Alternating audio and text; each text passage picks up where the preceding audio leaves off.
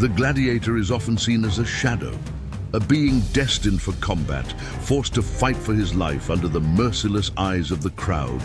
A slave, a criminal, a pawn in a cruel game. But as with so many ancient tales, what we know is merely a mask, hiding a far more complex fate. The myth of the gladiator as a victim of a merciless system is a historical distortion. Not all were slaves or criminals. Many were former soldiers, veterans, who, after fighting on Rome's frontiers, chose the arena not out of necessity, but for fame, money, or even a return to public life. These men, known as auctorati, enlisted of their own free will, seeking honor or recognition in a new battlefield. In addition to former soldiers, there were also freedmen who saw the arena as a chance for social ascent. The arena, though brutal, offered a path to recognition, a respected profession that, paradoxically, could bring fame and wealth. The gladiator industry was a profitable business, run by lanistas, the owners of training schools. They didn't see their fighters as mere pawns, but as valuable assets to be shaped, trained, and maintained to ensure profit. For some, being a gladiator was more an opportunity to transform their destiny than a death sentence. In the arena, the sound of swords echoes, but outside it, the training of a gladiator is a meticulous process. It's not just raw strength, it's a refined art, a deadly dance where every movement is rehearsed, where technique is as crucial as endurance. Gladiator training wasn't just about displaying physical strength, it was a rigorous and strategic process, guided by the lanistas who saw combat as a carefully orchestrated spectacle. The goal wasn't just to win, but to entertain the crowd, ensuring that each fight was thrilling and dramatic.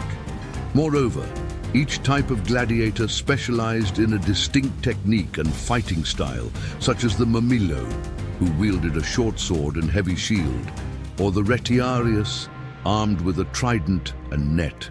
Each gladiator had to be able to read the fight and adapt their actions in real time. And behind every move was the vision of the lanista, who understood that a gladiator was more than just a mere instrument of combat. He was a central piece of the spectacle, and his ability to entertain was often as important as his ability to win.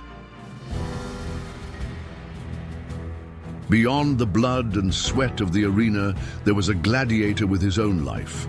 A man who, though marked by combat, was not confined to his image as a warrior. He was also a citizen, a friend, a father, and surprisingly, a respected figure in Roman society. Many gladiators, far from the arena, lived complex and surprisingly rich lives. Contrary to popular belief, they were not seen merely as disposable tools. To the Romans, they were heroes, symbols of courage, admired for their bravery and endurance. And the impact of their fame was significant. Many gladiators became businessmen, property owners, or were sponsored by high-ranking figures who saw in them a reflection of Roman virility and bravery.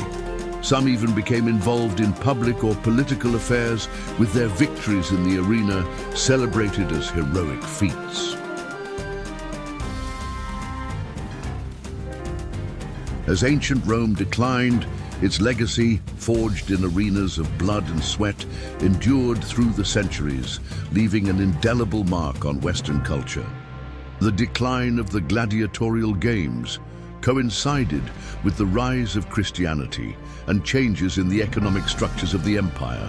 Christianity, with its emphasis on human dignity, saw the games as a cruel practice, and the popes began to oppose the combats as an affront to their values. At the same time, the weakening of the empire and the growing economic unsustainability of the grand competitions led to the gradual end of the fights. The arenas, once centers of entertainment, became symbols of an empire that was crumbling. However, the image of the gladiator did not disappear. It reinvented itself over the centuries, perpetuated by popular culture. In cinema, for example, films like Gladiator gave new life to the myth of the fighter, transforming him into a hero seeking freedom and justice. Today, sports like MMA, with its controlled violence, can be seen as modern heirs to the ancient battles.